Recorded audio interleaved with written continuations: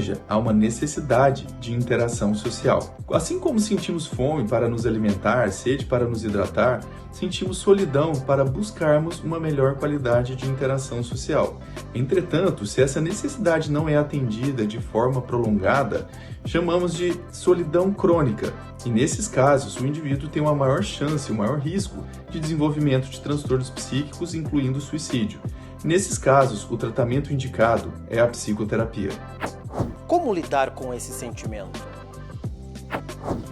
É importante termos em mente que o processo de interação social é um processo ativo. Nesse sentido, é importante que criemos oportunidades para as interações sociais. Escolher datas durante a semana para encontrar amigos, familiares, é uma maneira de criar-se uma rotina de boas interações sociais. Uma outra dica é estar aberto a novas relações sociais. Nesse caso tenha dificuldade de relacionamento com uma pessoa, terá um leque de possibilidades de manter outras relações sociais saudáveis. Conversa com o especialista.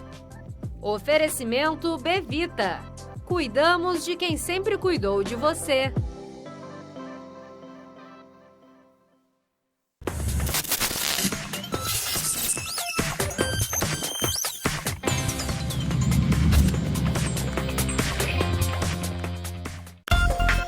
De segunda a sexta-feira, suas tardes têm mais informação e ao vivo. A partir das 3 da tarde, nós apresentamos o Portal RDC, com os destaques do dia, entrevistas, previsão do tempo e tudo o que está acontecendo no estado. Jornalismo responsável é na RDC TV. Nós esperamos por você.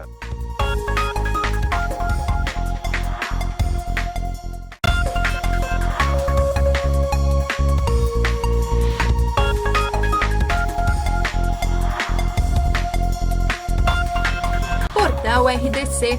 Oferecimento Irmãos Galeazzi, a evolução dos metais em sua empresa. Fone 2104-1066.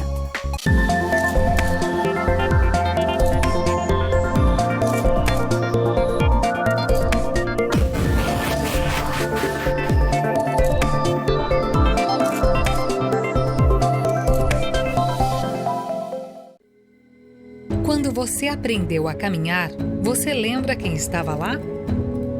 Quando você aprendeu a comer, você lembra quem estava lá? E quando você teve as suas primeiras conquistas? O amor transforma crianças em adultos, falhas em acertos, começos em vitórias. Na Bevita, amor significa cuidado constante. Cuidamos de quem sempre cuidou de você.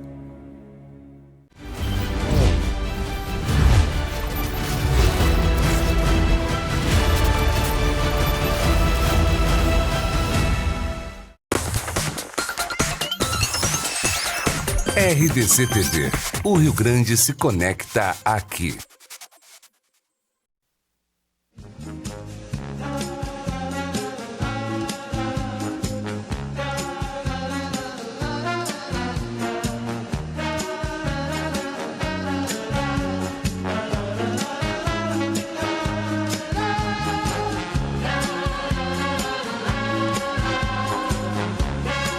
Olá, amigos, olá, amigas. Está começando com vocês o programa Atividade nesta segunda-feira, dia 29 de novembro de 2021. Uma segunda-feira muito bonita, um pouco mais quente, né, do que tem acontecido por aí.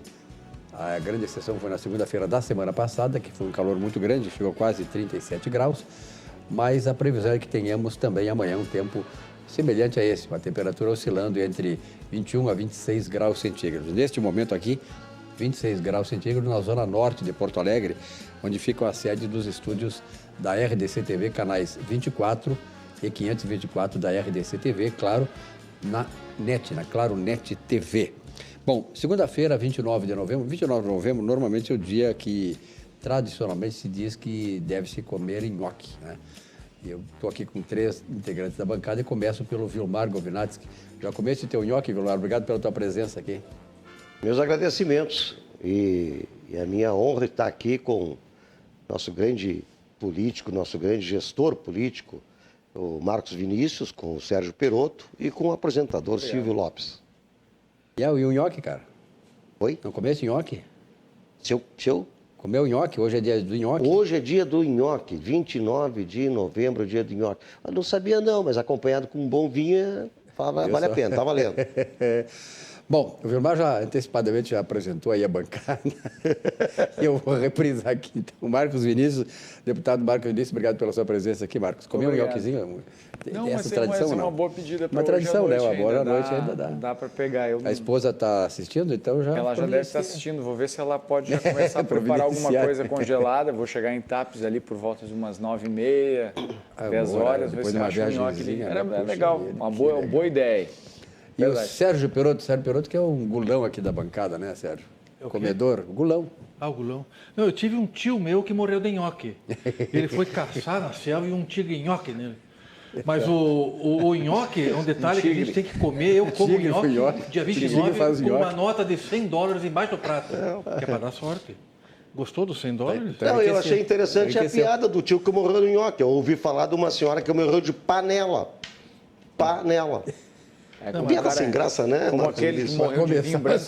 Vinho branco.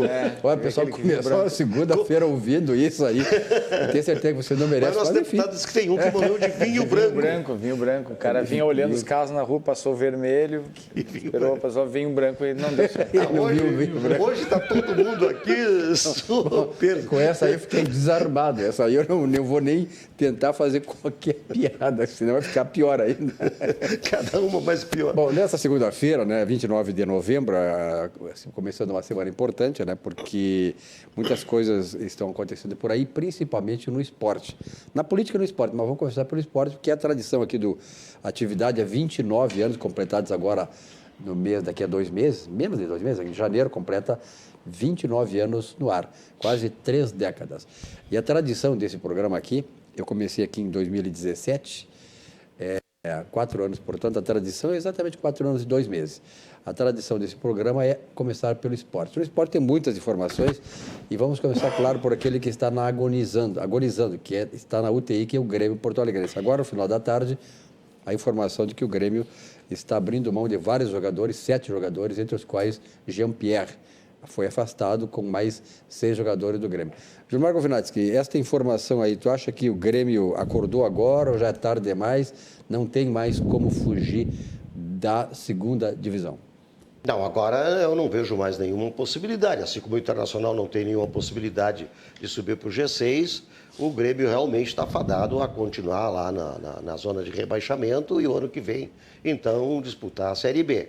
Agora, é importante que o Grêmio tenha acordado, é importante que o Internacional acorde, é importante que esses times acordem, para justamente acertar a sua casa, acertar o seu elenco, acertar a sua gestão, acertar a própria direção, a comissão técnica, enfim. O Internacional já está dizendo que Diego Aguirre termina agora o mandato dele, né? Termina a gestão dele como técnico de futebol do Internacional e vai ser buscado um outro treinador. Tá? Em relação ao Grêmio, não sei o que vai acontecer sobre o treinador do Grêmio, né? Mas isso aí é uma coisa agora da própria mudança de temporada, né? Como aconteceu com o Flamengo. O Flamengo não se sabe direito se foi o Renato que pediu demissão ou se foi demitido, enfim. Né? Mas a sorte está selada. Nós temos já Palmeiras, então, tricampeão aí da Libertadores. Nós temos o Atlético Mineiro, já campeão aí do Brasileirão. Temos o Grêmio, não tem como, né, no que resta, são 3 jogos que restam para o Grêmio. 3 jogos, São Paulo, Corinthians e Atlético Mineiro. E o Atlético Mineiro, né, o bicho-papão aí deste ano. E o Internacional, que não sobe mais absolutamente, está na 9ª posição e é por ali mesmo que vai ficar. Então, para este ano... as cortinas já estão baixando, né, porque os atos finais já estão praticamente, né, todos eles já encenados. Para o Grêmio só um milagre dos milagres, concorda, Marcos Vinícius? Olha, acho que já passou a fase, inclusive, dos milagres. Agora é uma hora realmente da gente rezar, pedir direito de uma extremoção adequada, porque não tem mais o que fazer. O time do Grêmio já entregou os pontos, não tem mais o que fazer. A coletiva de imprensa que o Denis Abraão fez hoje, né, e repercutiu no final da tarde, deixa isso muito claro, quando ele foi tentar justificar ponto a ponto porque cada jogador estava sendo desligado. era muito claro, ele não tinha justificativa, né? Ele estava tentando justificar o injustificável, ele estava mandando os caras para fora da folha, né? Preparando a folha do Grêmio para um momento realmente muita tristeza que vai ser. E eu estou falando aqui um gremista que não é pessimista, que tem alguma esperança sempre, mas nesse caso, né, a gente tem que se conformar. O time do Grêmio não tem saída, eu não acredito em mais nada. A gente agora tem que torcer, né, como jogador, para que o time, ao entrar na segunda divisão, pelo menos entre com uma folha de pagamento adequado para o tamanho do desafio que vai encarar. Pois é, eu vejo o seguinte, né, Pedro, tu passa para ti essa palavra. Por exemplo, se o Grêmio, o Douglas Costa, ganhando R$1,5 milhão, se ele já não teve interesse em jogar a primeira divisão, como será o Douglas Costa da segunda divisão? Tu imagina isso, Pedro? Eu imagino uma situação surrealista, né? A folha de pagamentos do Grêmio chega quase a R$17 milhões. Isso é piada.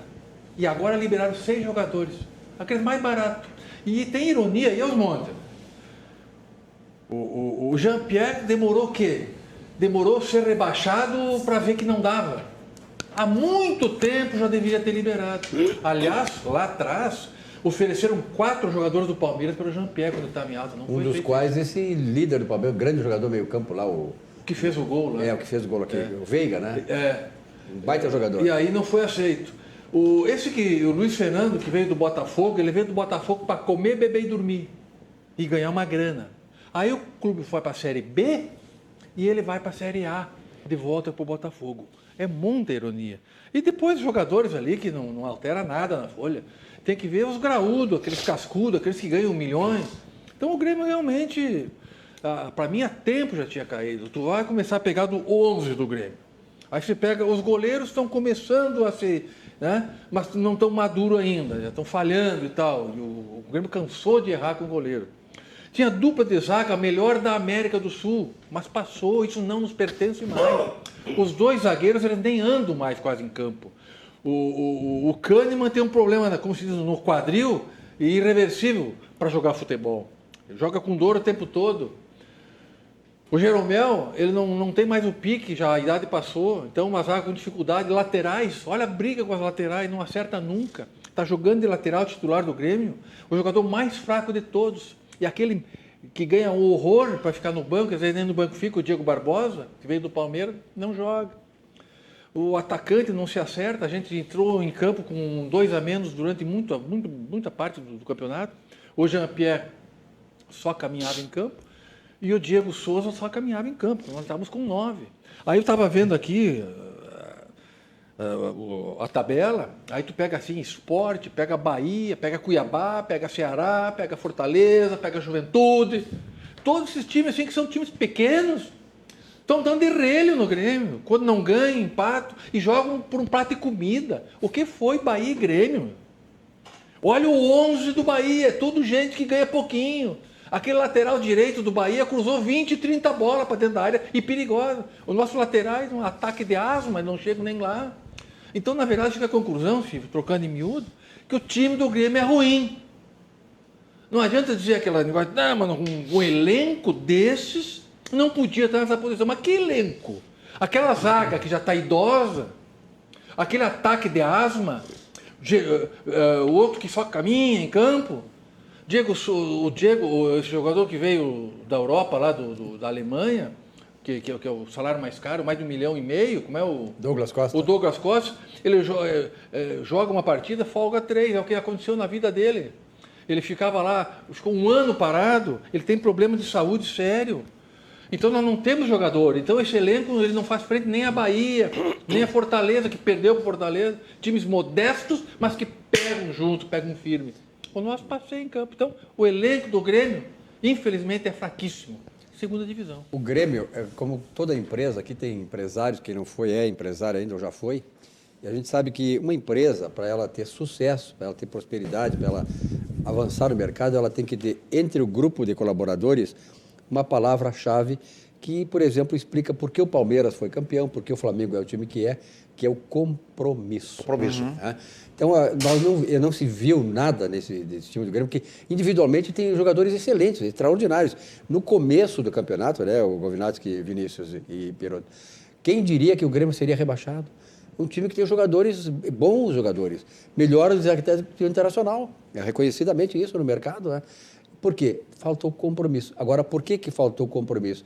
Aí que eu coloco a questão, do vestiário. Agora, o Palmeiras foi interessante, né? Porque o Palmeiras armou um esquema tático no jogo contra o Flamengo, que praticamente anulou o ataque do Flamengo, travou o Flamengo, não é? Como fez com o Atlético Mineiro antes. Impressionante, isso aí é competência do técnico, competência do comprometimento e aquele dos jogadores. O lance do segundo gol ali, que terminou a vitória do Palmeiras, mostrou o quê? Mostrou que os caras estão atilados, estão vivos no campo e estão querendo jogar. Exatamente. Estão interessados. O cara errou a bola ali, quer dizer, dominou mal e o cara correu direto, quer dizer, ele teve atilado. O jogador do Grêmio não tem esse compromisso nenhum. O Daverson. Ele estava ali próximo, deu um salto e foi lá e fez o gol. Agora, eu espero, só para falar um pouquinho sobre o Sub-20 do Internacional, conquistou o título aí, né, do campeonato contra o São Paulo. Eu espero que o Internacional saiba aproveitar essa gurizada, né, das bases aí para colocar dentro do time titular. Porque essa história de trazer jogador já carimbado, jogador calejado e não sei o quê, a peso de ouro, isso a gente sabe que não funciona, não adianta. Eu acho que também tem um outro fator aí, né? Eu, como torcedor, eu lamentei a saída do Renato. Eu acho que ele tinha muito mais a entregar do que entregou ao Grêmio, principalmente com esse elenco, né, contratado a peso de ouro e sem compromisso coletivo, porque é isso que os jogadores são. Eles podem ser, na sua individualidade, grandes craques, mestres, mas não conseguem trabalhar junto, não conseguem trabalhar em equipe. E talvez isso possa ter algum reflexo ainda, né, desde o momento dos atritos, dos conflitos que havia com o Renato e parte da direção do Grêmio. Talvez aí tenha um resquício disso. O time se perdeu muito ali, foi abandonando uma identidade de time, esse sentimento coletivo, né? Talvez tenha muito disso aí.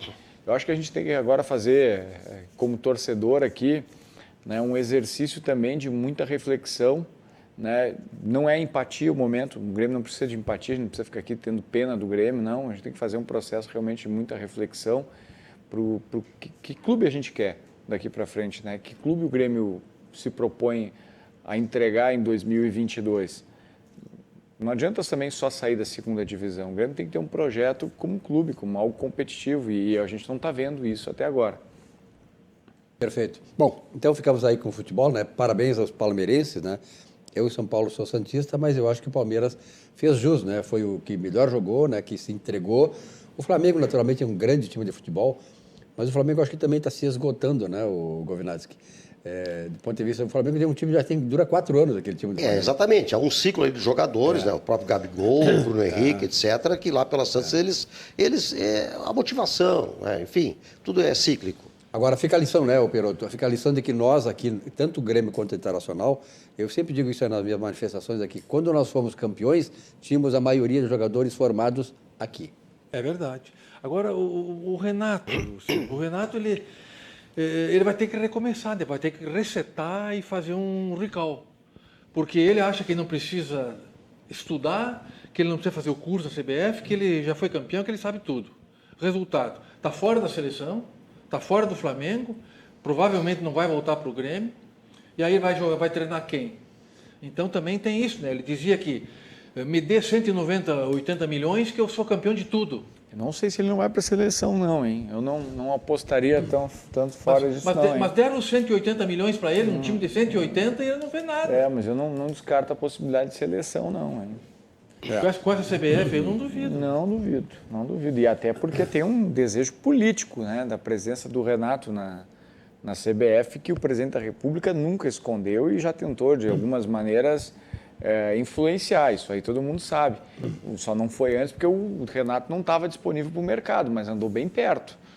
Mas daqui a pouco, né? Ano de eleição presidencial, ano de Copa do Mundo, um presidente buscando a reeleição, não duvidem aí, não dá para descartar. Agora tudo depende muito do próprio Renato, né? Porque o Renato, ele é um bom treinador, porque não podemos esquecer das conquistas que o Renato teve no Grêmio, por exemplo, no Flamengo, no próprio Flamengo.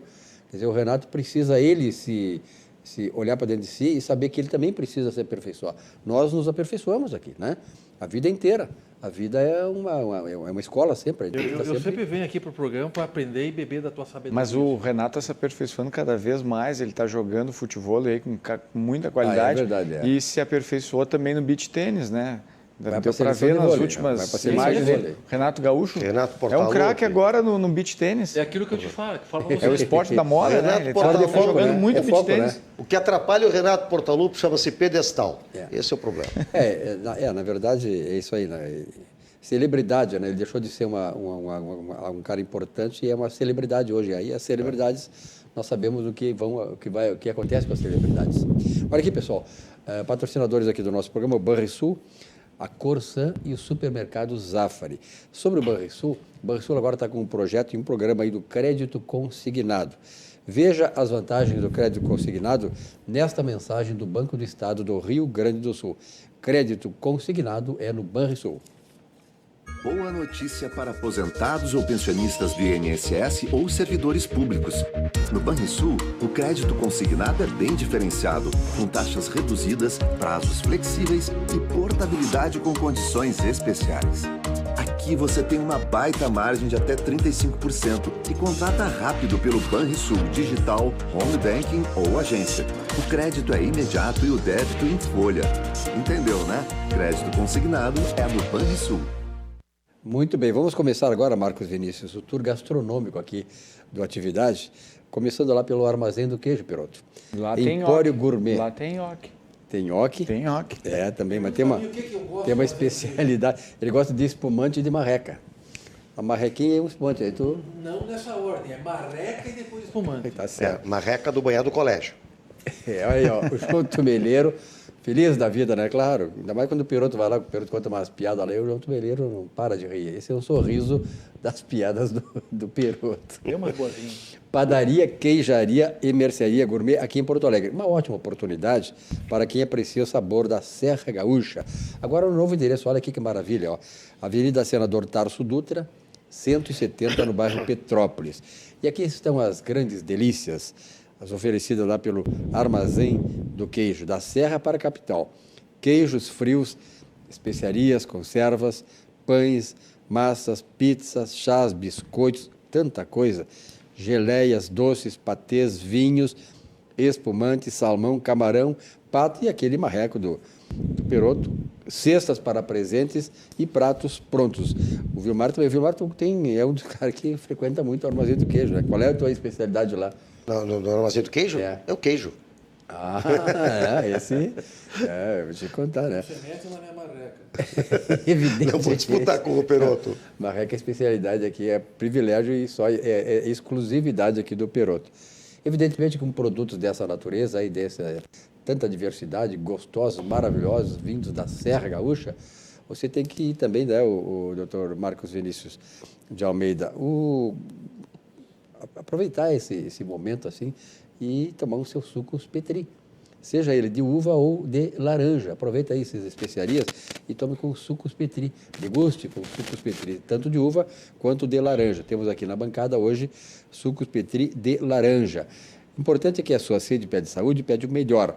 Sucos Petri, a bebida de todas as estações, suco de laranja, suco de uva, 100% natural, sem adição de água, açúcar e conservantes. Importante é que seja sucos Petri. Olha aqui, pessoal, o aumento da demanda em saúde mental requer a atenção dos gestores. É preciso evitar intenções de fechamento dos leitos psiquiátricos. É necessário também estabelecer estruturas cabíveis ao atendimento, possibilitar o trabalho e a valorização aos médicos dessa especialidade. Importante isso, esse chamamento aí, esse alerta do Sindicato Médico. Estimulamos a conscientização sobre esse tema e lançamos a campanha Loucura é a falta de assistência psiquiátrica no Rio Grande do Sul. Muito bem colocado pelo Sindicato Médico do nosso estado.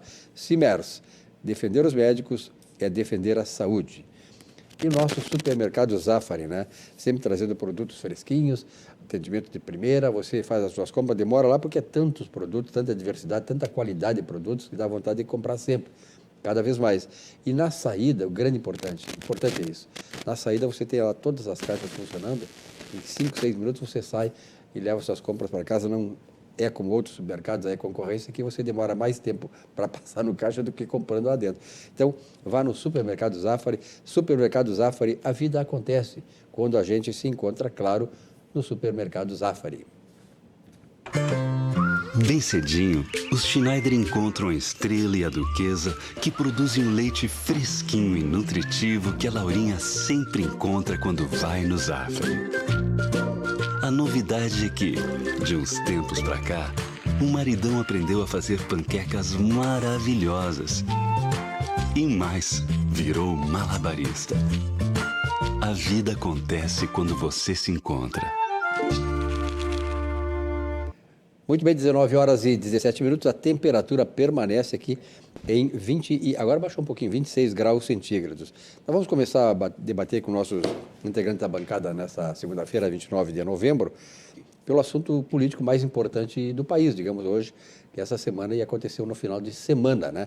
Que foi a escolha de João Dória como candidato do PSDB à eleição presidencial no ano que vem. Vilmar Govinatsky. É uma disputa que foi bastante acirrada, né, entre João Dória e Eduardo Leite. A própria ex-governadora Ieda Cruz já tinha declinado seu voto em favor de João Dória. E se tinha essa sensação que a máquina de apoio a João Dória, de fato, suplantaria, não é, o pleito eleitoral, a eleição em favor a Eduardo Leite. Foi o que de fato aconteceu, não foi uma margem lá tão grande não de diferença, não é? Se não me engano foi 53% a 44%, alguma coisa desse 55 a 44%. A 44%, né? Mas de qualquer forma, não é? Foi uma vitória, sim, uma vitória bem significativa de João Dória. Tá? Agora, o que se põe em relação ao futuro de Eduardo Leite, que é um grande comentário que se faz, né, sobre o que vai decidir Eduardo Leite em relação ao seu futuro político. Tá? Vai à reeleição, mas ele disse que não iria à reeleição de forma alguma. Vai ao Senado Federal? Olha, claro que tem grande chance de ir ao Senado Federal, como qualquer das bancadas aí, seja de deputado federal, deputado estadual, nem se pensa, nem se cogita. Né? Enfim, também há uma possibilidade de ele ficar um tempo fora, estudando, se aperfeiçoando, né? E depois voltar. Quer dizer, é um jovem, tem todo o tempo do mundo pela frente, né? Como uma figura política em ascensão, e ninguém se engane pensando que essa derrota para João Dória possa ser uma derrota nele, para Eduardo Leite no campo político. Até porque, dependendo do desempenho de João Dória, né, ele pode voltar mais por cima ainda, em cima de um desempenho, né, que poderá ser, enfim, estou supondo, não tem nenhuma possibilidade de afirmação, mas na política é assim, né? Ganha na convenção, mas faz uma campanha pífia, o derrotado volta realmente com bastante possibilidade de dar a volta por cima. Bom, o governador Eduardo Leite, na verdade, eu até acho que de repente ele até pode concorrer, sabe por quê? Porque ele não prometeu peremptoriamente que não iria concorrer.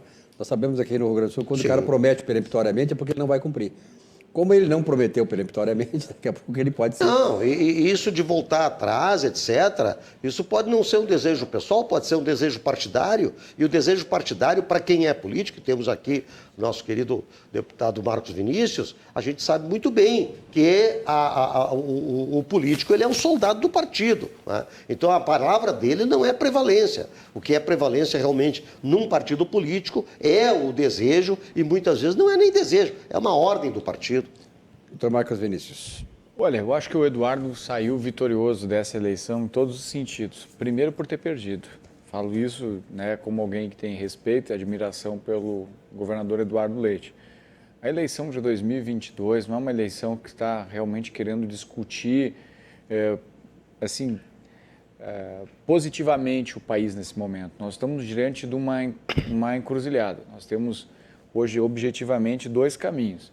Do atual governo, do atual presidente, que vai ter uma expressiva votação, uma expressiva maioria desde o momento do registro da sua candidatura, e o projeto que levou o Brasil, né, perdeu o respeito, a credibilidade internacional, expondo a todos nós brasileiros num fiasco gigantesco que foi o maior escândalo de corrupção do mundo, que é a Operação Lava Jato.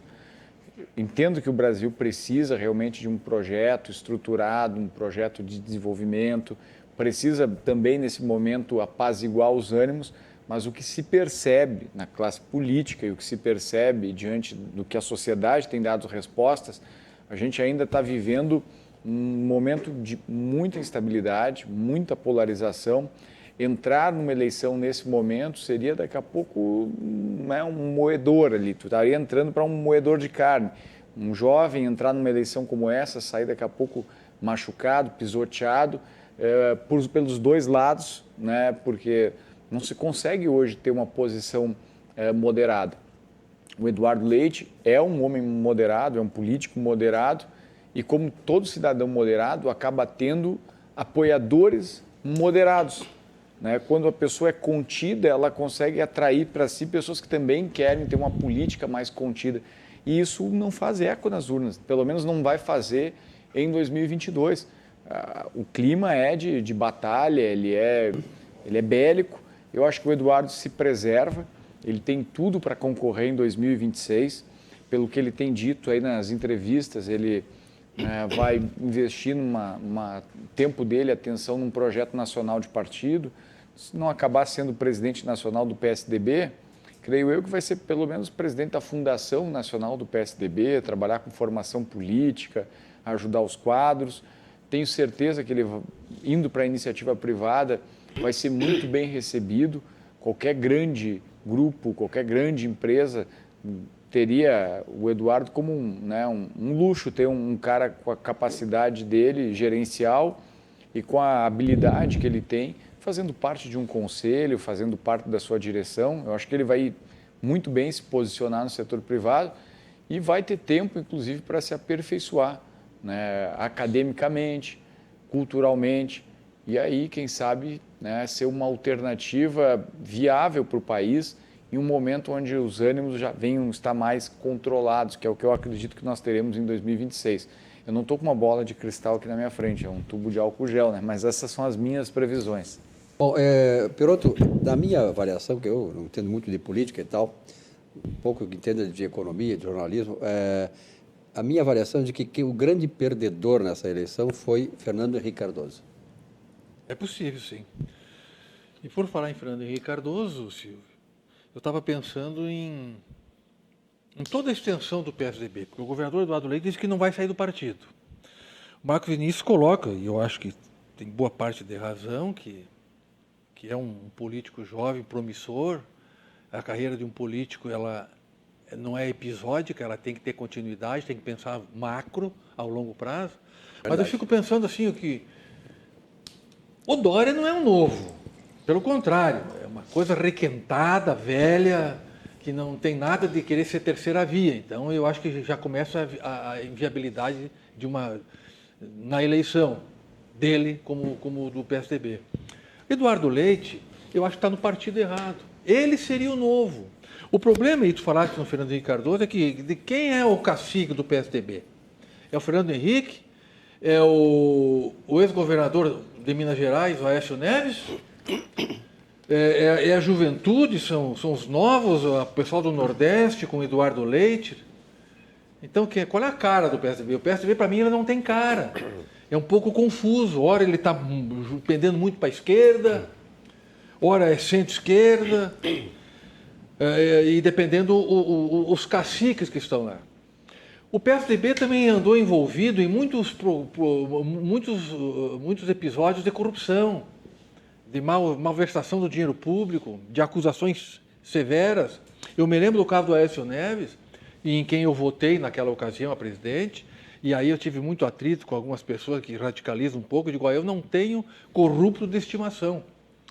Eu vou insistir, sempre buscar o melhor, mas não há problema nenhum de saltar do barco se eu acho que a pessoa não é honesta.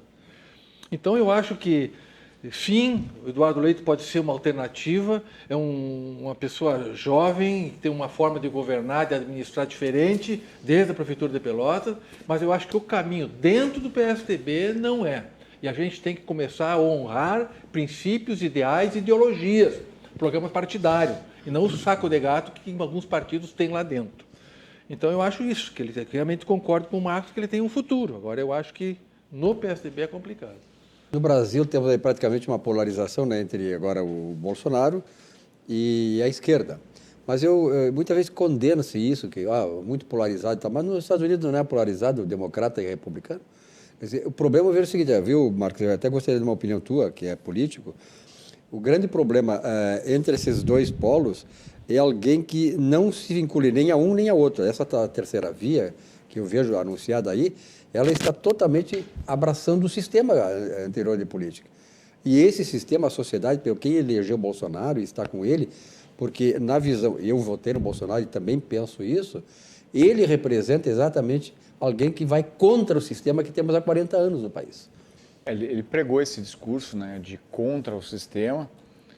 Embora as alianças que algumas coisas tentou no início do governo ir contra o sistema, mas não conseguiu. A gente tem que ser franco, não adianta. Eu fui eleitor dele também, né? Fui eleitor dele no primeiro e segundo turno e poderei ser, certamente serei eleitor dele nessa eleição, o que tudo indica. Essa vai ser a alternativa de direita que nós temos no Brasil, mas a aproximação dele ao establishment, que ele sempre atacou, está lá, está assegurado. Mas, diferente do movimento de aproximação com o Centrão, que aconteceu no governo Dilma, essa me parece uma aproximação um pouco diferente.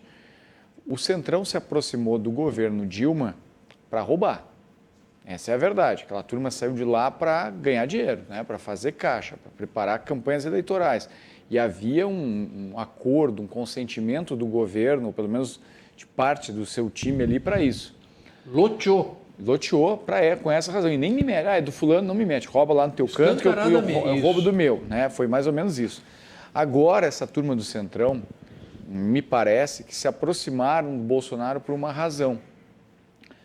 Mesmo que possa ter acabado muito daquilo que estava, né, fazendo barulho, movimento da Operação Lava Jato, né, mesmo que ela tenha esfriado, mas em cima da cabeça de muitos desses caras que se aproximaram do Bolsonaro, tem uma espada, que é a espada da Operação Lava Jato.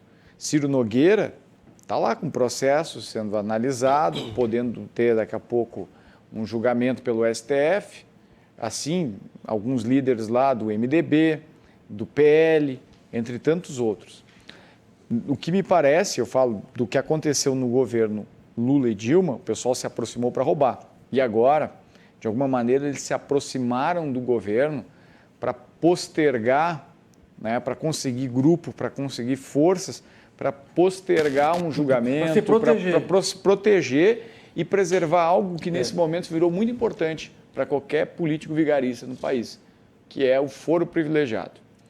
Esses caras estão colados no Bolsonaro para proteger seu foro privilegiado, porque sem eles vão ser julgados lá no STF como qualquer sujeito. Não estamos vendo roubo, como se via, não estamos vendo pelo menos indícios claros de qualquer coisa nesse sentido.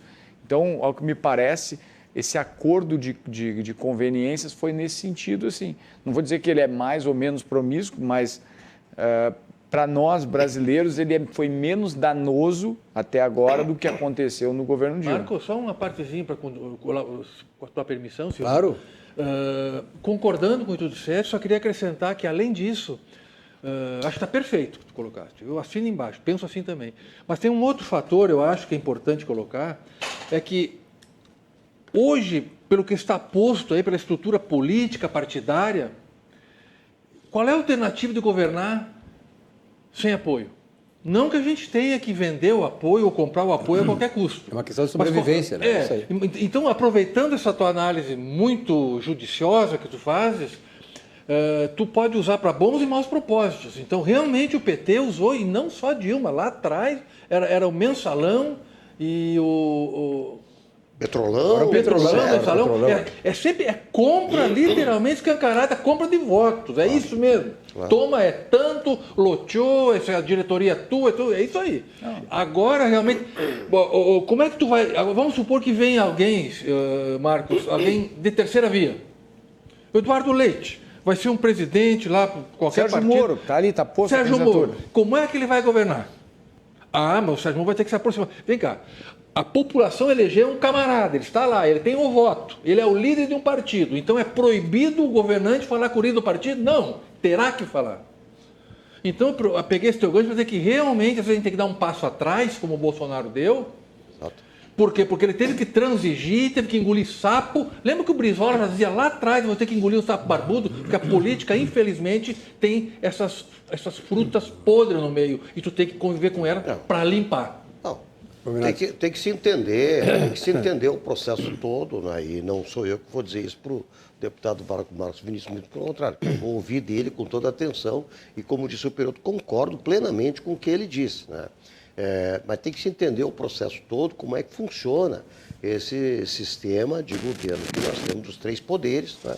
Onde os três poderes, embora ditos independentes, né, e harmônicos entre chamado si, governo de coalizão, mas eles são totalmente interdependentes, nenhum prefeito faz absolutamente nada se não estiver em boa sintonia com a Câmara de Vereadores, haja vista, por exemplo, o governo anterior em Porto Alegre, do município de Porto Alegre. Nenhum governador faz nenhum governo, né, que apresente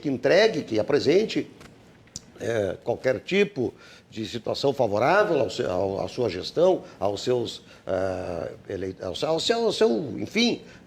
munícipes ou cidadãos do Estado, enfim, né, se não tiver de acordo, se não tiver em consonância, né, principalmente com o poder legislativo. Tá? E o Bolsonaro, ele perdeu várias, não digo batalhas, mas ele perdeu várias oportunidades por justamente ter na presidência da Câmara dos Deputados, né, o Rodrigo Maia, que sentava em cima e deixava as medidas provisórias caducarem, como houve várias medidas provisórias fantásticas, cartão verde e amarelo e outras, né? O próprio Senado Federal, né? Então, ele teve, óbvio, e ele teve não, ele tinha já que ter feito desde o início esse tipo de congraçamento. Tinha que ter feito. Ninguém consegue governar se não fizer isso. Agora, o deputado Marcos Filho colocou com total procedência, com total razão, né? Depende como é feito isso, né? Imagina se o governador Eduardo Leite atravessa ali a Praça da Matriz e vai lá na Assembleia Legislativa comprar voto de deputado estadual. Jamais fez isso, né? Mas ele faz o trabalho justamente de congraçamento, de entrelaçamento dos interesses. Conversou com todos. E conversou com todos. É um trabalho de convencimento, né? Um trabalho de convencimento. Sebastião Melo fez a mesma coisa. E eu me preocupava quando o presidente Bolsonaro não fazia isso. Tinha que fazer. Óbvio que tem que fazer. Não é tomar lá da cá, não é balcão de negociação, é governabilidade.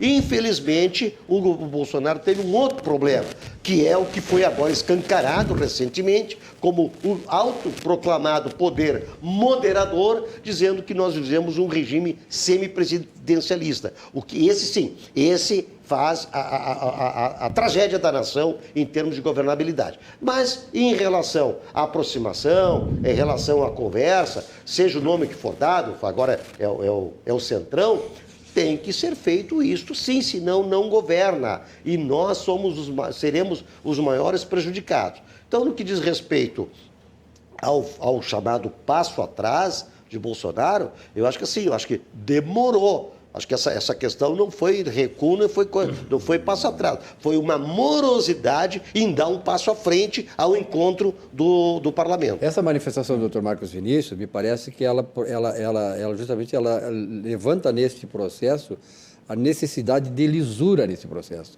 E é isso que o Bolsonaro está fazendo em relação, por exemplo, ao que o Lula e a Dilma fizeram.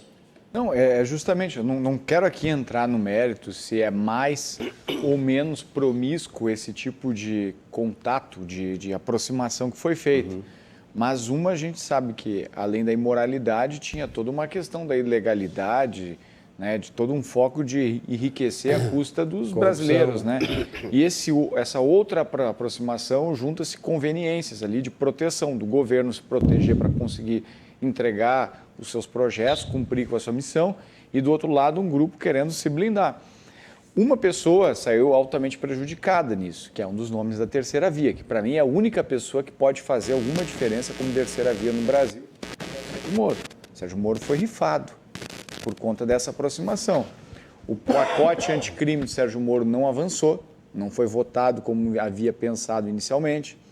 O Sérgio Moro Bolsonaro teve que descumprir com o acordo feito com o Sérgio Moro de dar a ele plena autonomia na escolha dos delegados, superintendentes da Polícia Federal, o comando da Polícia Federal dentro do conceito que ele tinha pensado.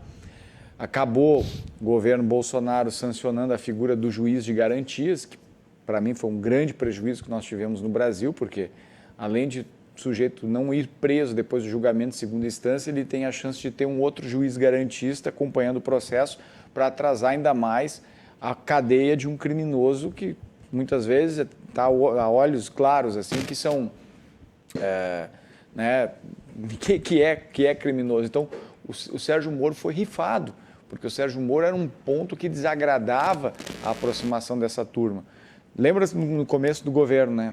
Tinha alguns projetos na pauta. Um deles era a reforma da Previdência e o outro era o pacote anticrime. Rodrigo Maia chegou em determinado momento e disse, não, o pacote anticrime não é prioridade. A prioridade que quem define é o Congresso. E foi ficando para trás, e ele acabou sendo rifado.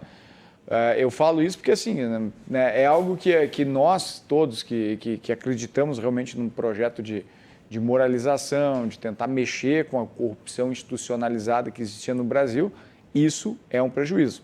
Aí eu vou só fazer um comentário aqui sobre a questão terceira via, né? Se tem uma terceira via no jogo, não é o Dória. Se tem uma terceira via no jogo, também não é o Ciro. Na minha avaliação, é o Sérgio Moro. É a única pessoa que pode realmente fazer a diferença nesse contexto. Porque o Moro, o pêndulo do Moro, ele está ainda lá na direita. Não há chance de uma terceira via de esquerda ou centro-esquerda, ou uma terceira via estática no centro. Ela tem que estar para o lado da direita.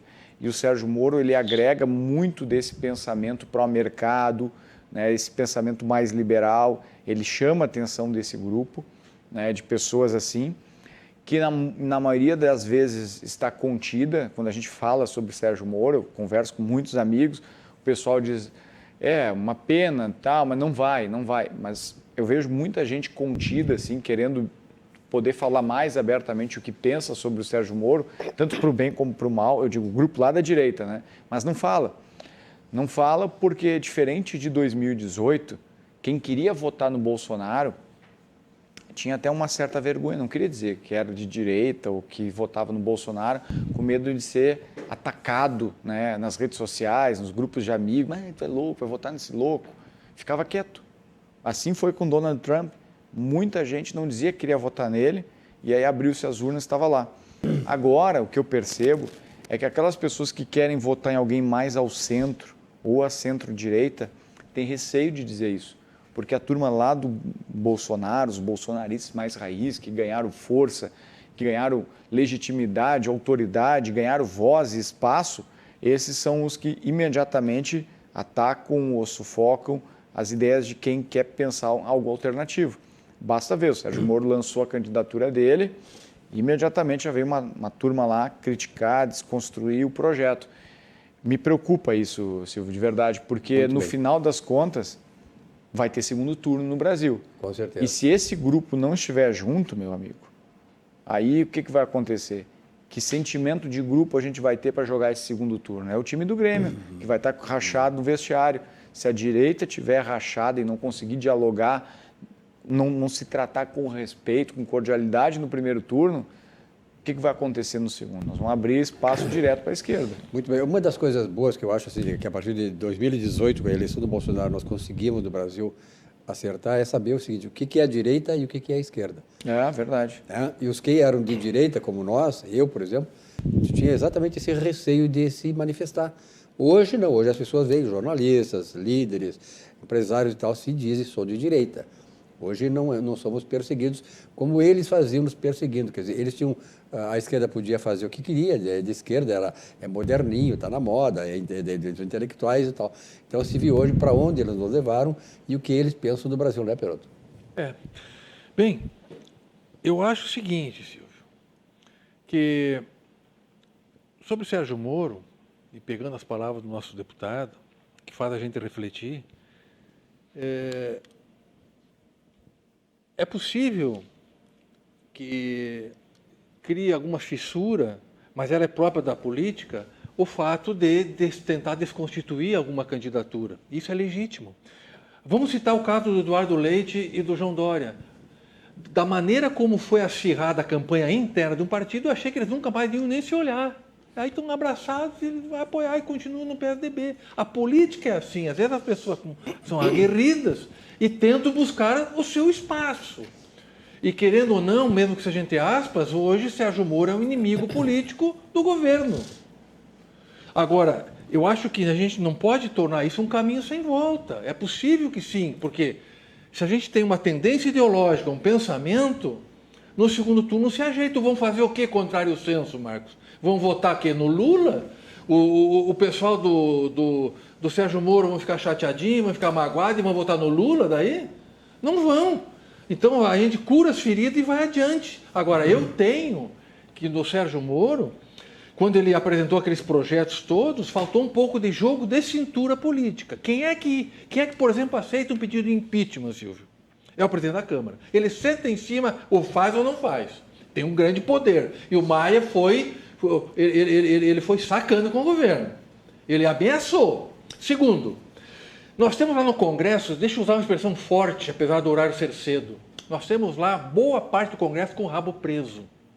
E aqueles políticos todos, principalmente muita gente de esquerda também se juntando, não concordou com o pacote anticrime.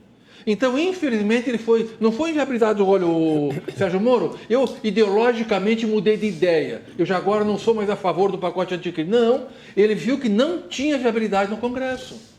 E aí o Sérgio Moro ele é um tanto pragmático. Imagina como presidente ele vai ser assim, como eu quero, como eu era juiz, vai ser assim no Congresso. Não é. Infelizmente, a realidade não é assim. E a nossa política, pelo ambiente que tem no Congresso, onde um presidente de Câmara tem o poder que tem, infelizmente, a gente tem que se sujeitar a engolir alguns sapos, viu?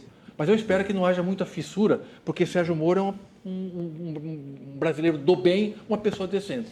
Aliás, eu acho que ele, como governador do Rio Grande do Sul, eles são novos da política, né? Então eu acho que também tem, mesmo que não seja agora, essa próxima eleição, os dois têm um caminho muito grande ainda a percorrer. Mas eu acho que diferente do Eduardo, o Moro não é um político, né, que tem história, que tem caminhada. Eu acho que ele é um cara de uma corrida só. Ele vai correr essa, se não der, não vai dar. Tirar o cavalinho da chuva. Eu acho que é isso. Olha aqui, a auxiliadora predial, simplificar a sua vida é o nosso melhor objetivo. A auxiliadora predial começou pequenininha aqui hoje, está ganhando mercado em São Paulo, mercado concorrido lá e tal, e a auxiliadora predial está se consolidando no mercado paulista.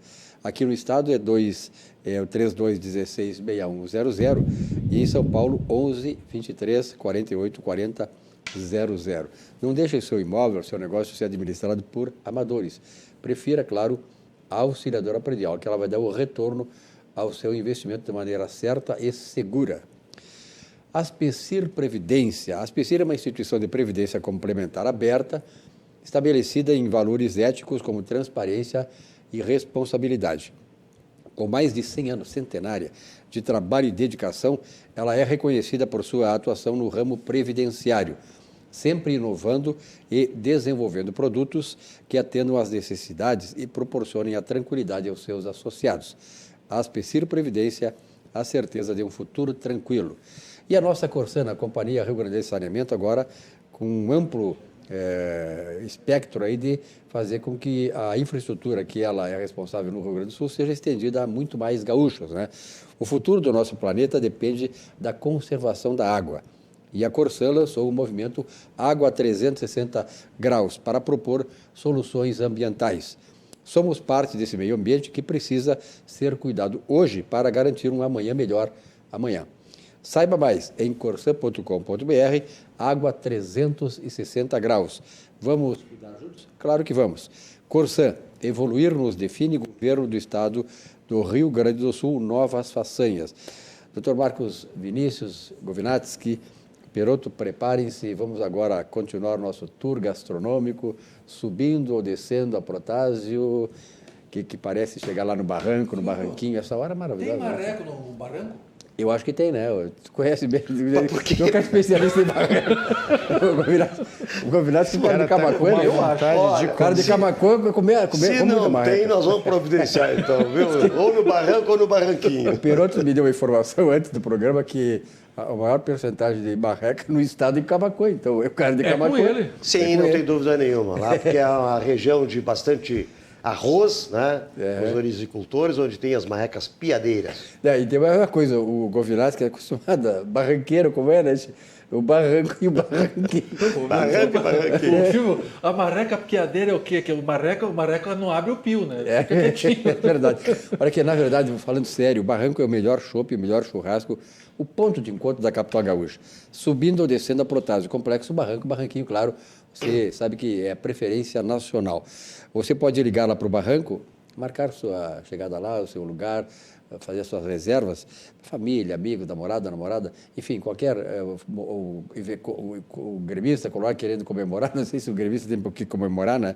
De qualquer maneira, o pessoal pode até comemorar lá. O Grêmio vai ficar na segundona e vai ter grandes adversários lá, Cruzeiro, Vasco da Gama, grandes jogos, né? 3331-6172 é o telefone do Barranco. No Barranquinho, o telefone é 3028-2310. Vai ser muito complicado o Grêmio voltar o ano que vem, né? Porque, olha, não é fácil, nós já passamos 2 vezes essa experiência, né, Govinato, nós gremistas. E não é fácil, a segundona, eu acho que ela é pior do que a primeira divisão do futebol brasileiro. Mas o Grêmio já foi campeão da segunda, né? Era um bicampeonato agora, né? Nós não queremos outra coisa, é o bicampeonato. Campeão de tudo. Campeão de tudo, é esse verdadeiro campeão de tudo. Doutor Marcos Vinícius, como é que está a Assembleia? Alguma novidade por lá? Pois então, hoje tivemos aí uma oportunidade bastante interessante na Assembleia Legislativa de reaquecer o tema da inovação aqui no nosso estado. O Rio Grande do Sul está próximo aí a sediar a Soul Summit, que é o maior evento de inovação do sul da Europa, que agora vai começar a ser um evento descentralizado, vai percorrer o mundo e vai ter a sua primeira edição fora do continente europeu, aqui em Porto Alegre, no final do mês de março, provavelmente na última semana de março. Vai ser um grande encontro, onde empresas como startups, até grandes empreendimentos, grandes empresas, big techs, né, como Amazon, Facebook, vão estar de alguma maneira representadas aqui no nosso estado. Um evento que possivelmente vai trazer cerca de 50 mil pessoas para o Rio Grande do Sul para falar de negócios voltados à área de tecnologia e inovação. Rodadas de negócios para ajudar a tracionar startups, para ajudar a tracionar pequenas empresas que têm potencial de se tornar realmente fortes e competitivas nesse mercado. O setor da inovação, a área da tecnologia aqui no Rio Grande do Sul, ela tem muitos bons cases, muitos bons exemplos de sucesso. Vide o caso aqui da PUC, né, com a Tecnopuc, o caso da Tecnocinos ali na Unicinos, a Fevale também tem um centro de tecnologia, de inovação, o Vale do Taquari já tem também algo nesse sentido, a Serra Gaúcha. Nós temos em Porto Alegre várias empresas e várias instituições já operando assim. Eu cito aqui no 4º Distrito, bem pertinho aqui da RDC, a gente tem o Instituto Caldeira, que é, sem dúvida alguma, assim, o ecossistema mais vibrante da inovação que nós temos no estado. Então, aproveitando esse embalo, a Assembleia Legislativa constituiu uma comissão para acompanhar a realização desse evento, né, para acompanhar de cima, de perto esse evento, e eu estou tendo agora a oportunidade de presidir a Frente Parlamentar da Inovação, que é uma bancada de deputados afeitos ao tema, que gostam desse setor, que gostam dessa área e que vão, dentro do possível, ajudar a provocar esses debates, ajudar a discutir alternativas, revisar o que for necessário na nossa legislação para permitir que eventos como esse se tornem frequentes e rotina no estado. E que também empreendimentos como a Gramado Summit, que já está trazendo para o Rio Grande do Sul cerca de 8 mil pessoas para tratar de inovação, seja, muito em breve, um grande evento, um grande case, né, de sucesso e que possa percorrer o nosso país, possa percorrer a América Latina, também estimulando o fortalecimento de empreendimentos como esse. Então, a Assembleia Legislativa, com esse ato de hoje, né, mergulha de cabeça na pauta da inovação e vai trazer esse debate para as rotinas do Legislativo. Inovação é realmente essa a palavra, esse é o caminho. Aliás, eu quero mostrar para vocês aí o VT da Corsan, a Companhia Rio Grandense de Saneamento, que tem nessa caminhada toda aí, visando exatamente isso, trazendo coisas importantes para que ela possa expandir os seus serviços e atender a mais de 90% da população gaúcha, que seria uma grande coisa. Hoje apenas 60% aí, de maneira geral, são atendidos pela Corsan. De qualquer maneira, vamos ver esse projeto inovador da nossa Companhia Rio Grandense de Saneamento. Sabia que o saneamento básico é muito importante para a saúde, para a educação, para a renda, para o meio ambiente, para uma vida melhor. A gente sabe, por isso destacamos a importância da universalização do saneamento e a entrada de recursos privados para acelerar um serviço que é para todos. Corsan, evoluir nos define. Governo do Rio Grande do Sul, novas façanhas. 19 horas e 52 minutos, a temperatura permanece aqui em agora 25 graus centígrados. Eu quero lembrar para vocês que a gente sempre quer o melhor para a gente que a gente ama, né? Nossos familiares, nossos amigos, nossos parceiros e tal. E não importa o jeito da sua família, se ela é grande, se ela é pequena, o CCG Saúde sabe que ela é especial e merece um plano hospitalar com valores também especiais. No Novembro Família, o plano POP Humaniza do CCG tem redução de 10% para famílias de até 2 pessoas e 14% para 3 ou mais pessoas. O plano POP Humaniza tem consultas e exames na rede própria CCG, com mais de 20 clínicas da região metropolitana e no Vale dos Sinos. E também, claro, o nosso Conselho Regional de Medicina do Estado do Rio Grande do Sul, o CREMERS, quando você fica doente, pensa logo em quê? No médico, não é mesmo? Claro. Proteger a vida é a atribuição máxima da medicina. E defender a medicina, claro, é a maior atribuição do Conselho Regional, do CREMERS. Por isso, o CREMERS está fazendo um alerta. Confira se o médico que atende você está devidamente registrado no site do Conselho, que é o cremers.org.br. Lembre-se, somente o profissional médico pode diagnosticar doenças, indicar tratamentos médicos e realizar procedimentos invasivos. É bom salientar isto. Não coloque a sua saúde em risco, as sequelas podem ficar para sempre e serem bastante cruéis com você. CREMERS, em ação pela saúde. Sérgio Perotto. Estava ouvindo o nosso deputado, aliás, parabéns por presidir essa frente parlamentar da inovação. Obrigado. E realmente é uma coisa que me faz pensar, Marcos, que a nossa vida, hoje é tudo digital, a tecnologia veio para ficar de uma maneira assim impressionante, né? E como é veloz também, como tem uma velocidade incrível, né? Eu estava lembrando que há pouco foi lançado o Pix, né? Do nosso Banrisul, que a gente tem, por sinal, um banco que eu opero muito. E a gente já acha que o Pix já foi uma revolução, já inovou, as operações de pagamento, de recebimento, muda a vida da gente. Eu uso muito, facilitou uma barbaridade. Inclusive, faço um parênteses aqui, tem um restaurante em Porto Alegre que ele só aceitava vender em dinheiro. Uma churrascaria tradicional aqui de Porto Alegre, só em dinheiro. E muitas vezes eu chegava lá e não tinha, não estava dinheiro no bolso, como se diz, né? No costume é cartão, e aí não conseguia comprar, porque agora com o Pix eles aceitam. E o Pix inovou agora, o Banrisul hoje lançou o Pix Saque e o Pix Troco. O que é isso? Se a gente vai em qualquer comércio, e eu estou aderindo a isso através do Banrisul, Silvio, vai lá e compra um sanduíche, ele, além de pagar com o Pix, que já fazia, ele pode chegar lá e dizer, olha, eu quero fazer um saque. 30, 40, 50 reais, vai automaticamente, entra na hora na conta. É interessante a gente não ficar com dinheiro em caixa e paga. E o troco é quando ele vai lá comprar alguma coisa que custou 15 reais, ele, eu quero mais 15 em dinheiro. Então ele faz um Pix de 30, chama-se Pix Troco. Começou hoje a funcionar no nosso glorioso Banrisul. É a inovação. Sem contar o Google da vida, que ele sabe direitinho cada pedra que tem na rua, onde é que tu vai dobrar, onde é que tu vai dobrar, né? Eu saio de casa acompanhadinho ali. Perfeitamente. Olha aqui o Pet Home, hospital 24 horas pronto atendimento, emergências, cirurgias, consultas com especialistas, exames, internação. O fone aí do Pet Home Hospital 24 horas, 3062-7644. Também tem o WhatsApp lá, 999-770644.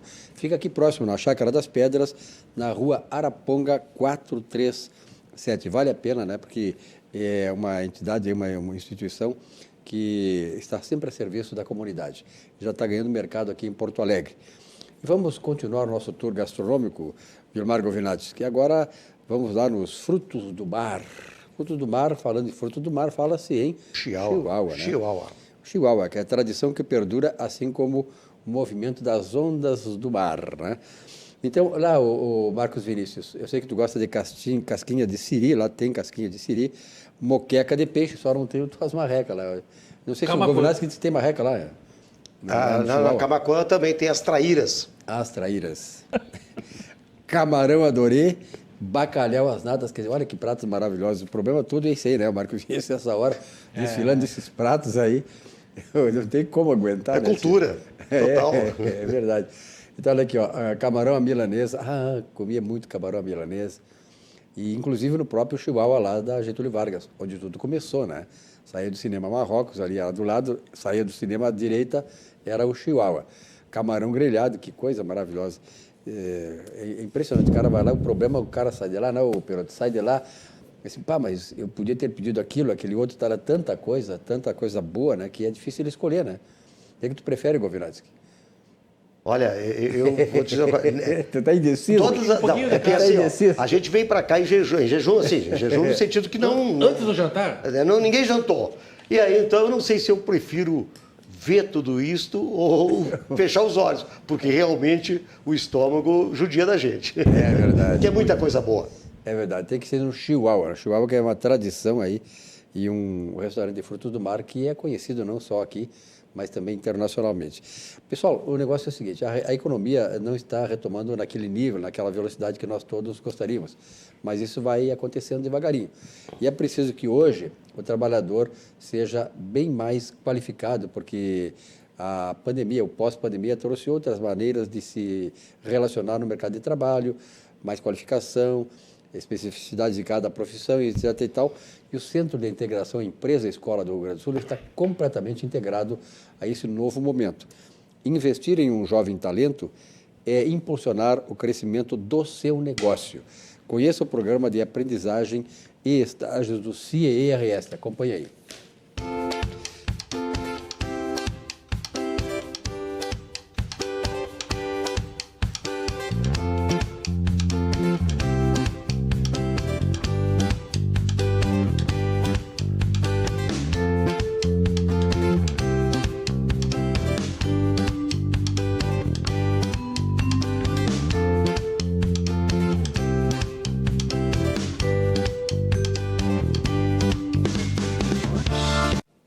Chegando 20 horas, 26 graus centígrados a temperatura, eu dou a hora e a temperatura, porque esse programa aqui é sempre ao vivo. Está acontecendo agora, neste momento, aqui na Rua Paraíba, né, sede da RDC TV, para todo o Rio Grande do Sul e para o mundo, através das redes sociais. Bom, doutor Marcos Vinícius, a Assembleia está pensando aí também nessa questão dos limites de gastos, né? Exatamente. Bom, desde o início do atual governo, a Assembleia Legislativa conseguiu implantar um ritmo interessante, né, na votação das reformas e dos ajustes estruturantes do Estado. A primeira questão foi a reforma administrativa. O Rio Grande do Sul fez a reforma administrativa mais ousada e completa do país. Segundo foi a reforma da Previdência, que abraçou dos servidores da área de educação à área de segurança. Outro esforço que a Assembleia Legislativa fez, né, foi conseguir unidade para a votação e aprovação das privatizações. Primeiro mudando, né, o texto da Constituição do Estado, que exigia a realização de plebiscito para definir se o governo teria ou não teria competência para fazer algo que a Constituição Federal já lhe dava essa autonomia, né, que era definir sobre o futuro de empresas públicas. Então isso foi ajustado e, na sequência, a autorização para privatização. E agora, o último ponto que falta ser aprovado na Assembleia possivelmente amanhã comece as discussões sobre esse tema, é o projeto que define o teto do gasto do poder público estadual. Um projeto de lei que vai limitar o quanto o executivo pode gastar acima do padrão estabelecido em despesas no orçamento de 2022, como ele vai dar reajustes, reposição inflacionária, né, no caso de salários e servidores, e a mesma coisa vai valer para os demais poderes, como o próprio Legislativo e o Judiciário. Na minha avaliação, isso é um avanço extremamente importante, porque reforça a lógica da responsabilidade fiscal, garante ao cidadão gaúcho a certeza, a segurança de que o Estado vai dar como prioridade investimentos para fora da casa e não para dentro, como se fez nesses últimos governos, né? Principalmente no governo Tarso Genro, que o Estado priorizou a folha, reajuste sem preocupação com o estrago que faria nas contas, né? Reajuste de salários, trabalhou para dentro, não trabalhou para fora. Então, o teto do gasto vai dar essa certeza de que o Estado, até determinado limite, gasta para dentro. Mas, dali para cima, é franqueado investimentos de todas as naturezas para fora. Esse foi o desafio. A gente teve realmente, né, 2 governos reformistas, o governo Sartori e o governo Leite, mas estão sendo governos que, infelizmente, por força, por imposição do momento, como disse, olham para dentro. Agora, a partir de 2022, quem assumiu o Estado do Rio Grande do Sul vai ter a oportunidade de olhar o horizonte com mais clareza, com mais otimismo, com mais esperança e olhar para fora, fazer pelos gaúchos. Essa manifestação é muito importante, né, doutor Marcos Vinícius, porque, na verdade, mostra a preocupação dos deputados com a situação do Estado. Ou seja, o Estado não é só, quando se diz a reforma do Estado, não se quer apenas a privatização, mas que o Estado, né, Govinazzi, ele possa agir de maneira racional e em função da sociedade, e não em função de si mesmo.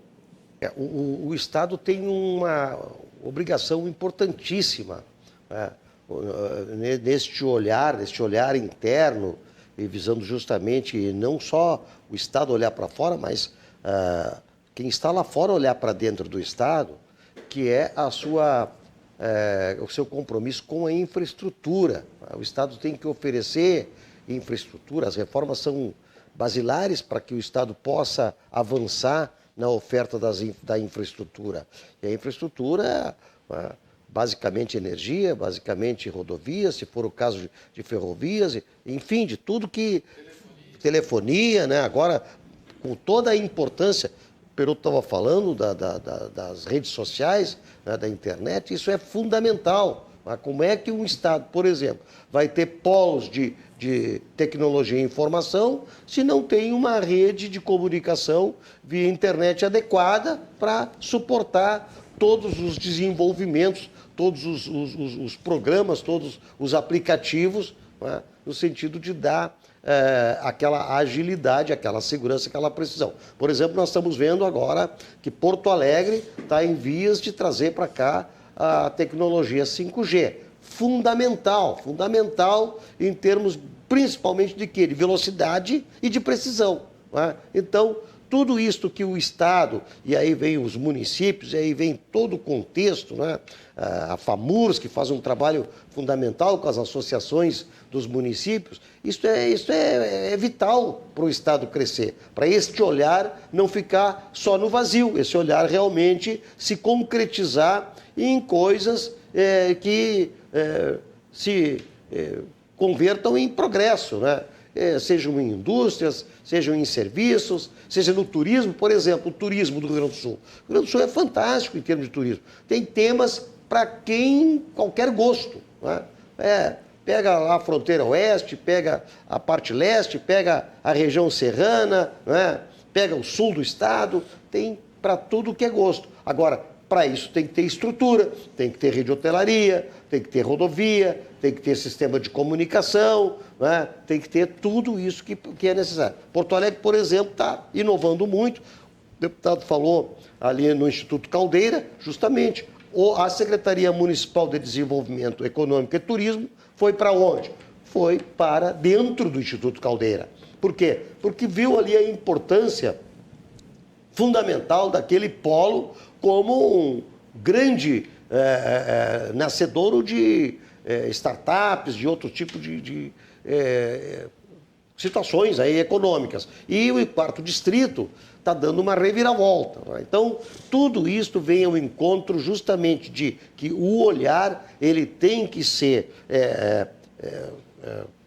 feito diariamente, tem que ser realmente muito bem conduzido, um olhar com senso, né, de buscar aquilo que é necessário. E perfectibilização desse olhar. Nós tivemos um avanço enorme com a legislação estadual, que é a Lei de Liberdade Econômica, que já está também aprovada no município, e muitos outros municípios estão também aprovando aí as suas leis municipais de liberdade econômica. É por aí o caminho. Acredito que o próximo governador, ele terá, vamos dizer assim, não digo facilidades, mas ele terá um horizonte muito adequado para fazer um governo promissor.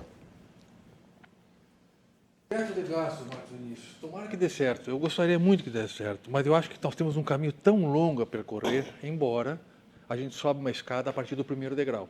Óbvio, não dá para querer tudo ao mesmo tempo. Mas aqui nesse programa, seguidamente, o Cláudio Candiota, quando ele vem, ele diz: começamos errado pela Constituição.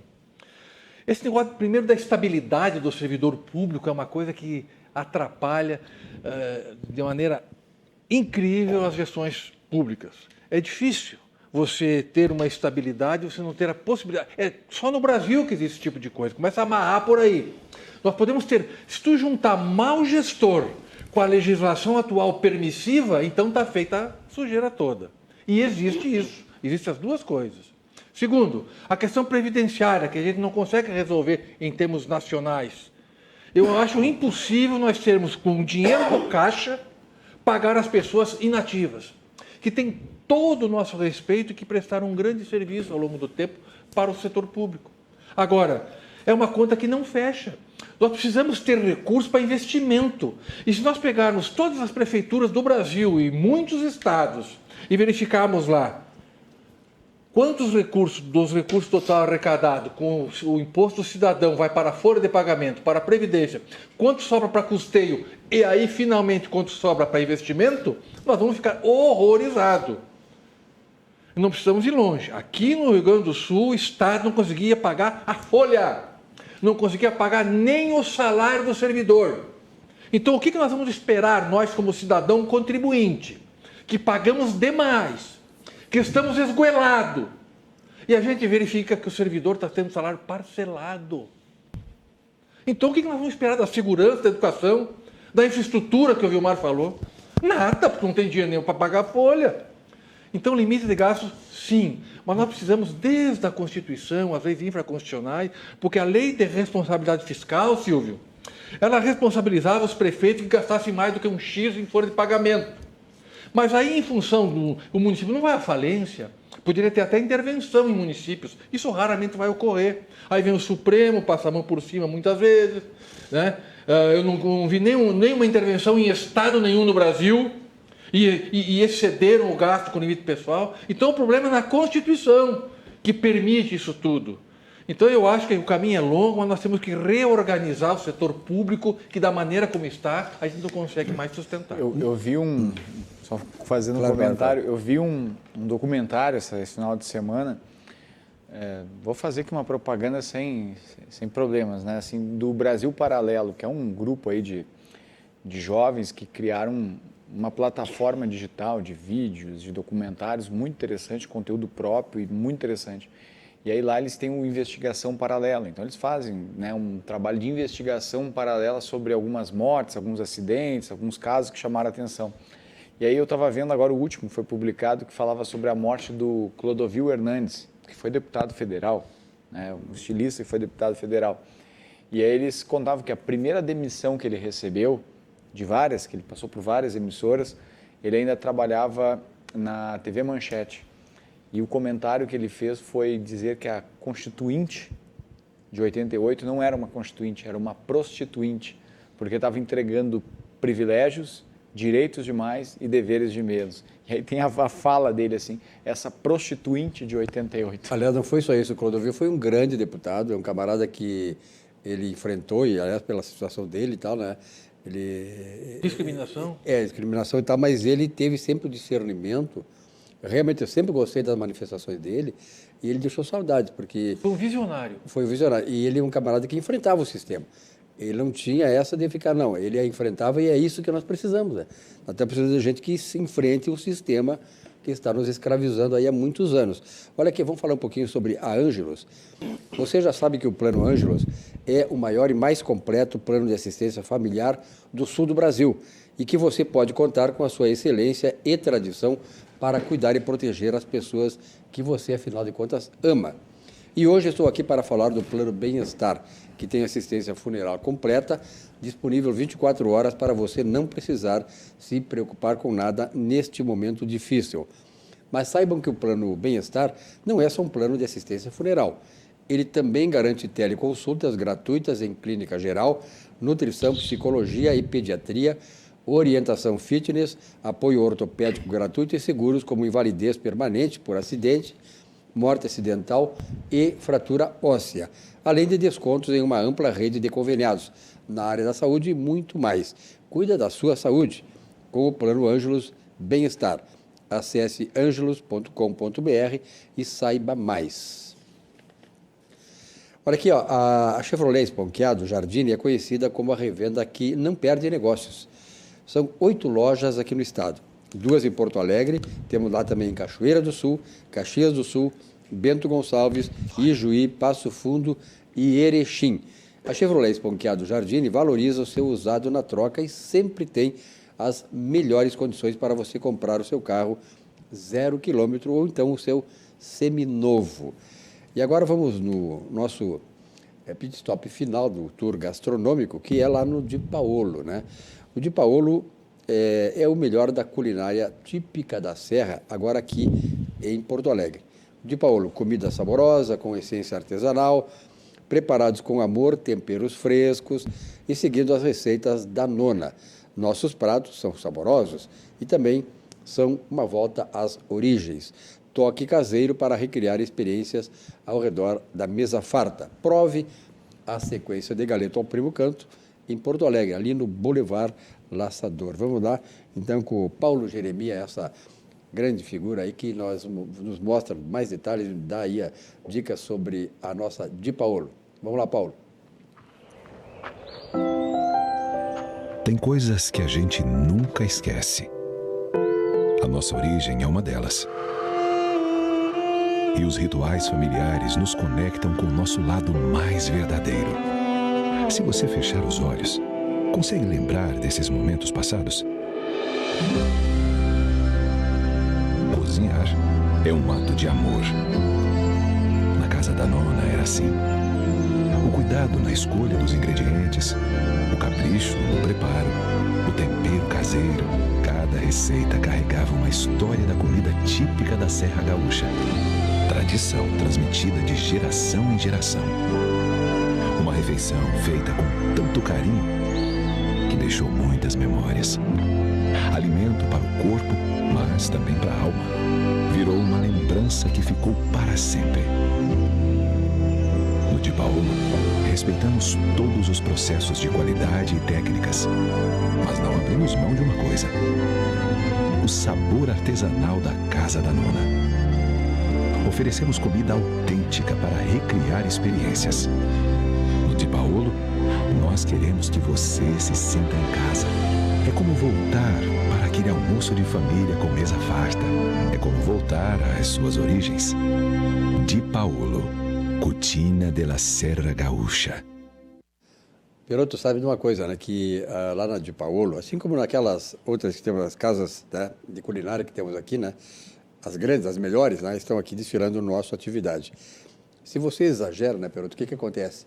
Fica mal. Se você exagera, você tem um grande parceiro ao teu lado. Ah, aqui olha está, só. Ó, eu vou fazer coadjuvante, ó.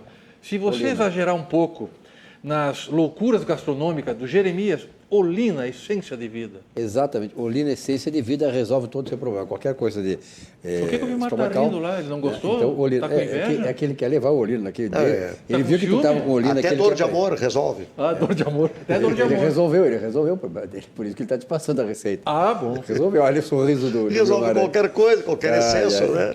Então, qualquer problema, a Olina resolve. Qualquer exagero, né, na mesa, a Olina resolve. Se você não...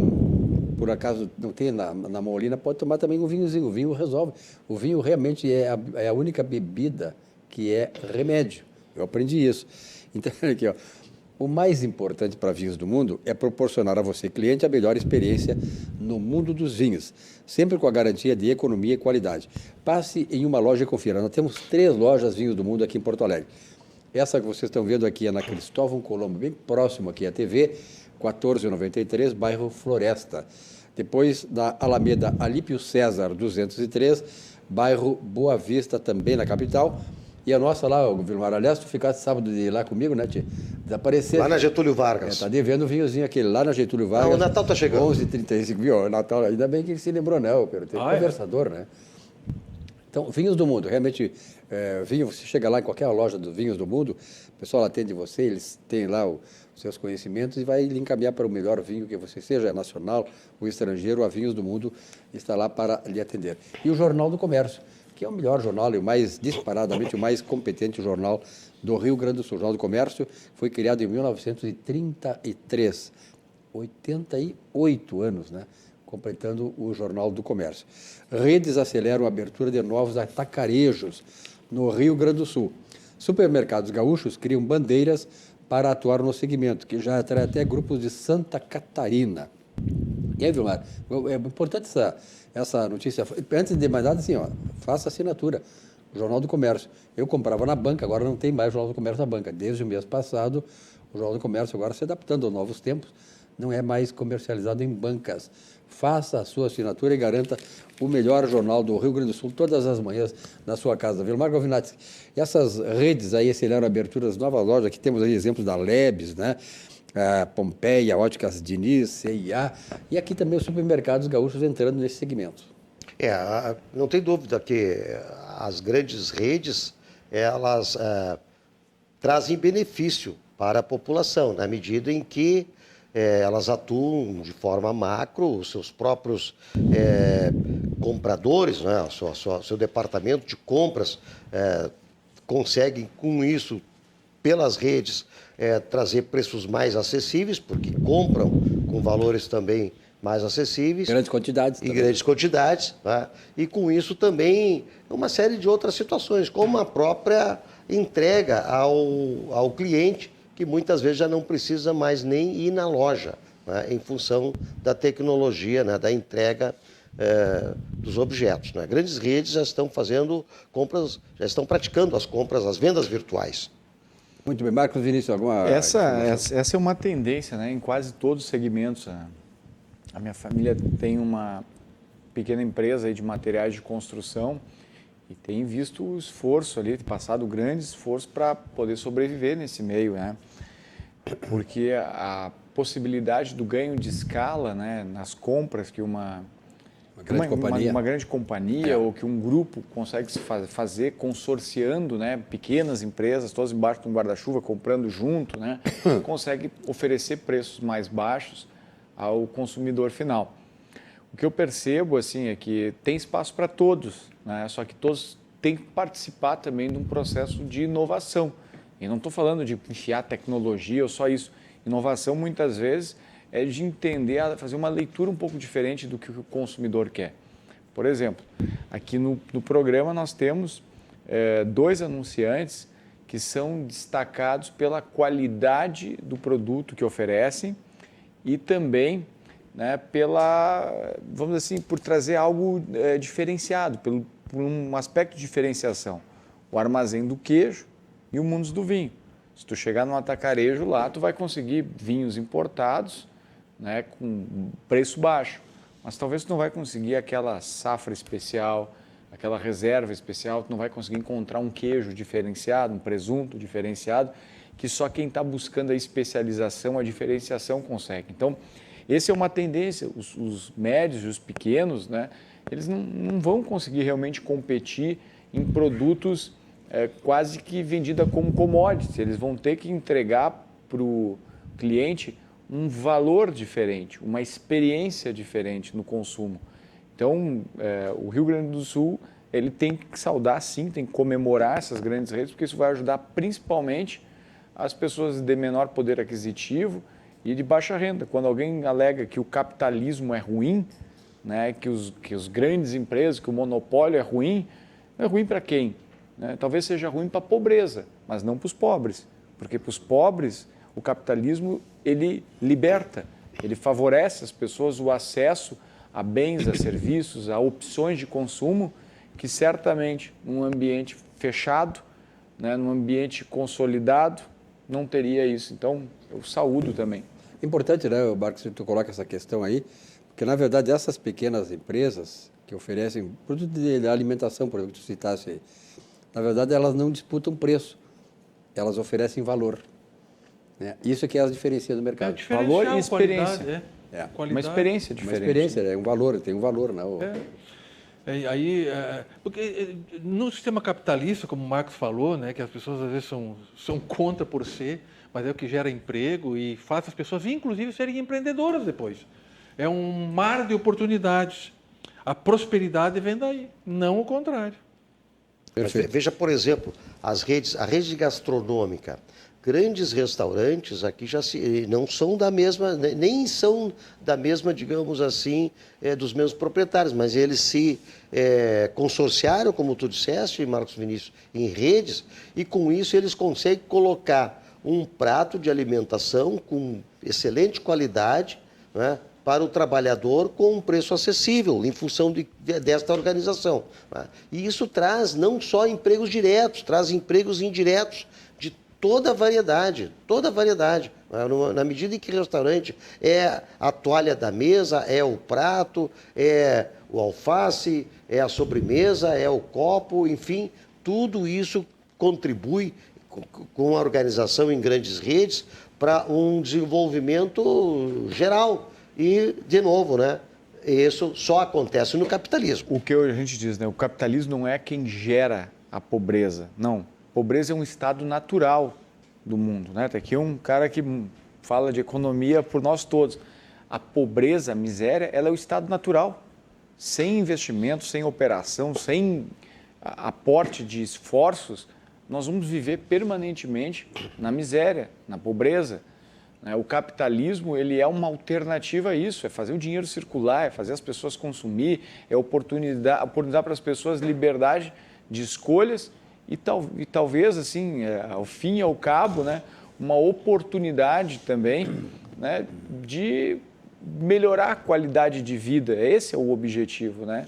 Uma pessoa hoje de classe baixa, um pobre hoje no mundo que nós vivemos, mesmo com todo o preço alto de alguns produtos, ela vive muito melhor do que um membro da realeza europeia lá por volta de 1.300, 1.400, graças à Revolução Industrial, graças ao capitalismo e outras oportunidades que ele traz. Aliás, o Milton Friedman, um dos economistas da economia clássica, ele dizia que a pobreza é uma questão espiritual.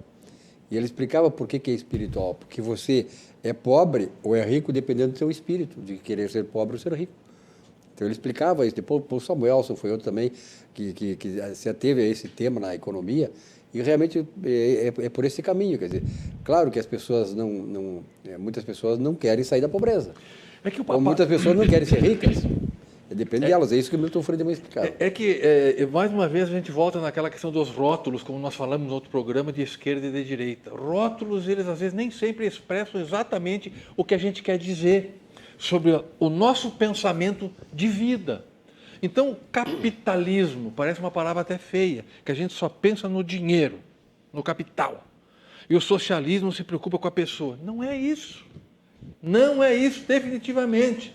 Na verdade, teríamos que achar, Marcos, uma outra palavra que expressasse tudo o que a gente quer dizer. Porque eu já vi você falar, por exemplo, sou capitalista, se ser capitalista é isso, então eu sou.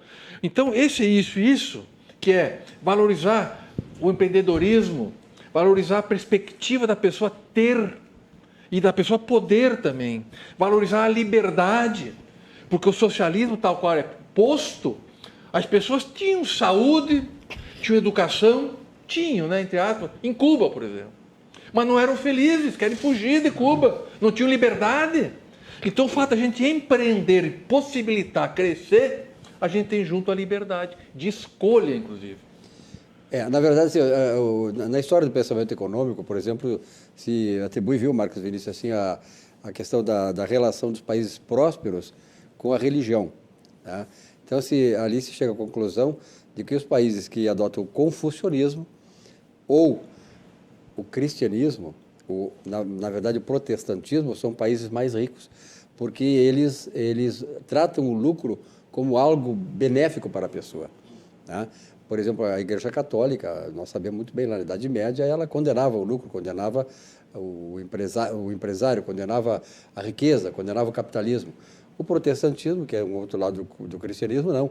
Ele acha que as pessoas têm que ter prosperidade. Isso é a essência do protestantismo, como é o confucionismo. Então, os países que adotam o confucionismo na Ásia, eles são prósperos, porque eles têm exatamente esse pensamento sobre o lucro. Nós temos 3 minutos, Governador, 1 minutinho para a tua mensagem final. Eu quero deixar uma reflexão. Me surpreendeu aquela, apresentação na Zona Oeste de São Paulo no sábado, com notícias no mundo todo que temos uma nova cepa chamada Omicron, que está se originando da África do Sul, e aqui nós fazendo aí apresentações com trio elétrico, etc. Estádios lotados.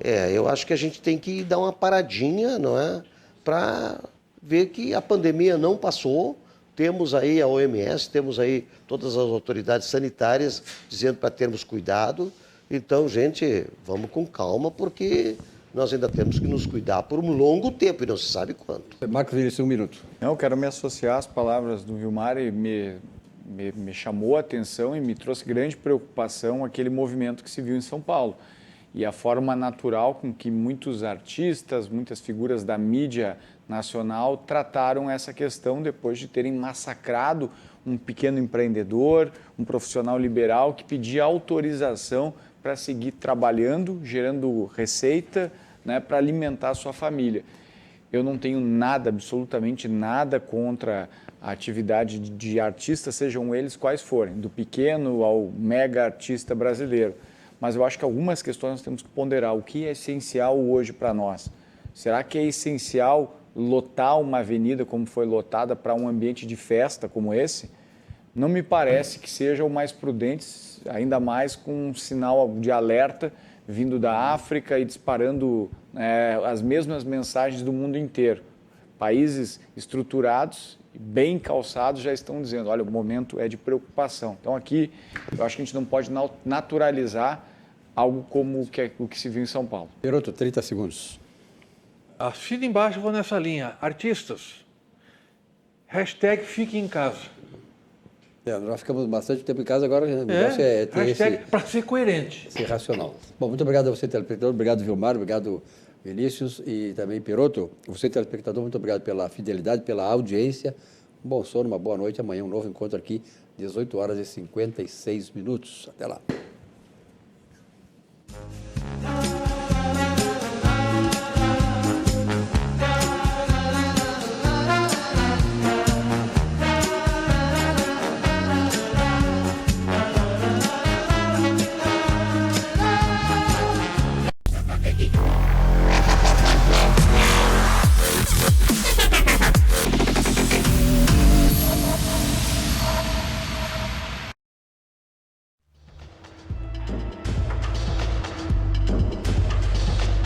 Em Antônio Prado, mínima de 13 e máxima de 24 graus. Em Bento Gonçalves, mínima de 14 e máxima de 25. Em Canela, máxima de 23 e mínima de 13 graus.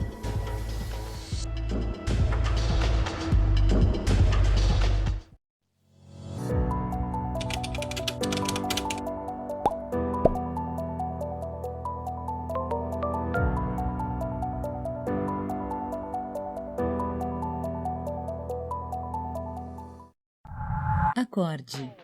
Temos um convite para você dormir melhor. O seu colchão precisa